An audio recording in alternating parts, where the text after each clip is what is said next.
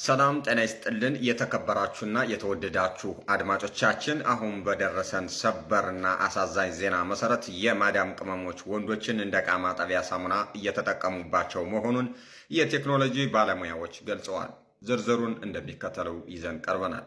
አንድ ወንድ ልጅ ደውሎ የኔ ፍቅር በጣም ናፈቅሽኝ ብሎ ወሬ ሲጀምር ስልኩን በትከሻዋ ይዛ በሁለቱም እጆቿ ብረት ድስት እያገላበጠች ቋቋቋ ጫጫጫ የሚል ድምጽ እያሰማች የዕቃ ማጠቢያ እንደምታደርገው ሪፖርተራችን አቶ ሰግጤ በቦታው ተገኝተው ይህን ነገር አረጋግጠዋል። ጥናቶች እንደሚያመለክቱት ከሆነ የማዳም ቅመሞች የፍቅር ወሬያቸው የሚረዝመው እንደሚታጠበው ዕቃ ብዛት ነው ተብሏል።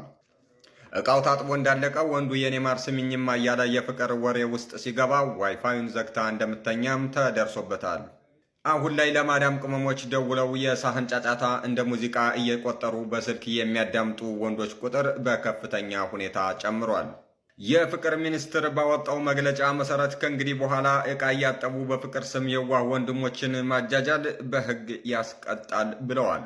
የወንዶችን በጠባቂ ተቋም እንዳሉት ከሆነ በኃይለኛ ፍቅር ውስጥ ላለ አንድ አፍቃሪ የብረት ድስትና የብርጭቆ ድምፅ ማሰማት በወንድ ልጅ ስነ ልቦና ላይ የሚፈጸም መጠነ ሰፊ የልብ ስብራት ነው ብሎታል።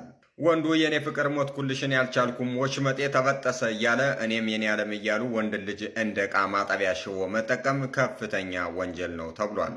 ተቋሙ አክሎም ከዛሬ ጀምሮ ወንዶች ስልክ ደውላችሁ የሳህን ጫጫታ ከሰማችሁ ዕቃ ማጠቢያ ማሽን መሆናችሁን አውቃችሁ አስፈላጊውን ውሳኔ እንድትወስኑ፣ ካልሆነ ግን ለሚደርስባችሁ ማንኛውም አይነት አደጋ እኛ ኃላፊነቱን አንወስድም ብሏል። አድማጮቻችን፣ አንድ ማንነቱ እንዲገለጽ ያልፈለገ ወንድማችን ሚስቴ ኢጃዛ ቤት ከሄደች በኋላ ስልክ መደወል አቆመች ብሏል።